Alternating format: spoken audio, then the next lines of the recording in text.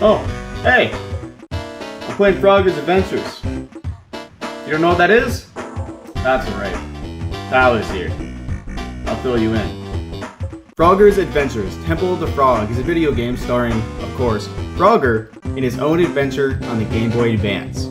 The story of this game is that Firefly Swamp, the place where Frogger and his friends live, is dying because a guy called Mr. D, aka Death, has stolen all of the elements that keep the swamp alive, and it's Frogger's job now to get them back. Frogger will have to carefully maneuver himself around platforms, fight some bosses, and then ultimately face Mr. D. So yeah, this game is pretty simple. It's another collect the elements plot to save the world, or in this case, a stinky swamp. But really, that's okay. The heart of this game is not in its bare bones story, it is its gameplay. Playing as Frogger in this game is fun. It's fun to maneuver around some bad guys, it's fun to hop across moving platforms, and it's fun to get past enemies. What makes all of this entertainment possible, though, is the amount of control that you have. You can make Frogger move one space up, down, left, or right. You can make him turn in those directions without moving a space, and you can make him move 2 spaces in those directions with a jump. So when it comes to moving our boy here, you have a lot of control. You have so much control, in fact, that when you fall off a ledge or get hit, you feel like it was your fault and not the game's. Also, each movement or change in direction requires a push of a button. You can't hold down the up direction, for example, to make Frogger go up. You will have to push that up button repeatedly. Now this may seem like a negative when it comes to controlling Frogger, however, this fits with the gameplay. Frogger's Adventures is not just about jumping on things, it's also about recognizing patterns. Enemies, platforms, and projectiles all have a typical pattern or arrangement. Recognizing these patterns allows you to advance, but if you fail to recognize the pattern and get hit or fall, then you lose a life. So yeah, if you get hit once, you lose a life. But again, this game gives you so much control that when this does happen, you're not angry at the game. You're angry at yourself. In most cases, you did something wrong, not the game. And when I say most cases, I mean most cases. Most of the time, the fault is with you, but sometimes, I will admit, the game decides to be a dick. For example, right here. How was I supposed to know that electricity orbs were in the sky?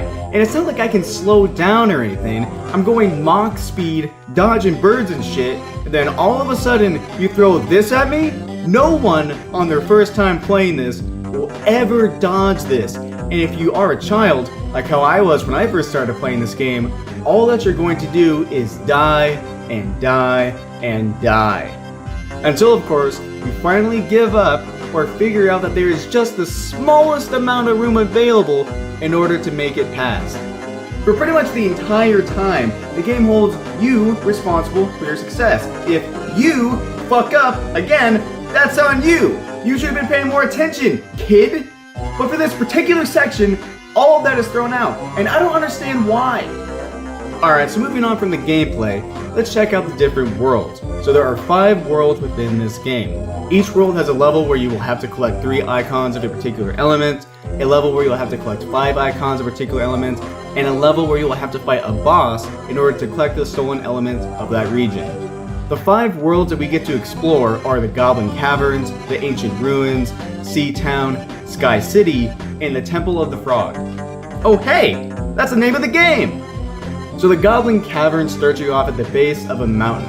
At this base we get introduced to some basic concepts that we'll be encountering for the rest of the game, including the fact that we'll be moving on to floating objects in the sky, and that the very ground beneath you can give way.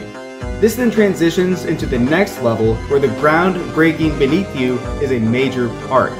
When it comes to the world of Goblin Caverns, I say that it is this level, level 2, that is my favorite. I love the platforming in this level, I love the contrasting colors of red, blue, and green, I love the ever-present danger, and I love the strong sense of direction.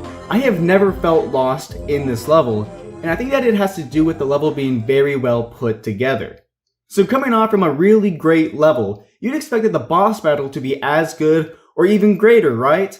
Well, it's okay. The boss battle in the Goblin Caverns isn't really anything special. You just have to avoid being hit by fire projectiles, avoid spikes, and then step on buttons from least to most slices of pie to win. Also, while you're on a pie button, you can't be hit with a projectile. I understand why you can't be hit because you have spikes in the way, but because you can't get hit, it makes the boss feel very ineffectual. I think that if the spike stopped moving after you press its adjacent button, then there wouldn't be any reason to make the button a safe spot, thus allowing the danger of being hit by a projectile to continue rather than be stopped abruptly. Alright, so moving on from the Goblin Caverns, we have the Ancient Ruins. So here at the Ancient Ruins, Zippy tells us that Mr. D has sent rattlesnakes to kill us. So the first and second Ancient Ruins levels aren't too difficult, but they are well put together. There's a lot more maneuvering around enemies in the first level, and a lot more platforming in the second level. I'm also a bigger fan of the first Ancient Ruins level, because I really like its song. So once we beat the 2 Ancient Ruins levels, we get to fight a giant snake, which isn't too difficult, but it is challenging. You just have to avoid the baby snakes, boulders, and the buried ground beneath you. So now that we have defeated that boss, we now get to explore the water levels. So I think that it's pretty safe to say that pretty much everybody hates water levels.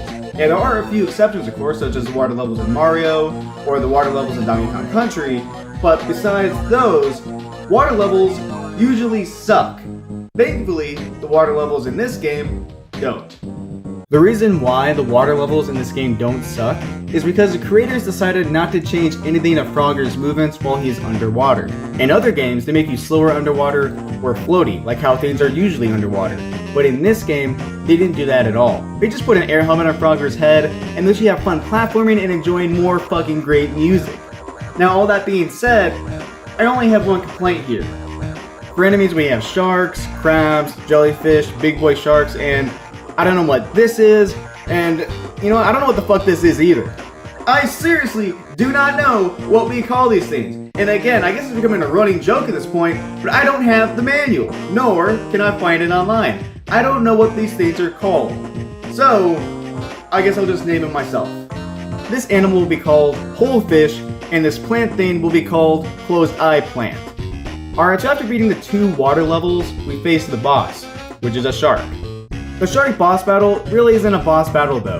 You are in no active danger. All that you have to do is go into some whirlpool portals and match buttons. The boss can unpress a button that you press when it passes by it, but besides that, he isn't a challenge. After pressing all of the buttons, we have defeated Strike the Shark, and we now enter Sky City, where we talk to this fairy girl. Apparently fairies exist within Frogger's realm. And apparently, so do these things! What the fuck is this? What the fuck are these things? I don't know what they're called, but fuck it, they're creepy as hell!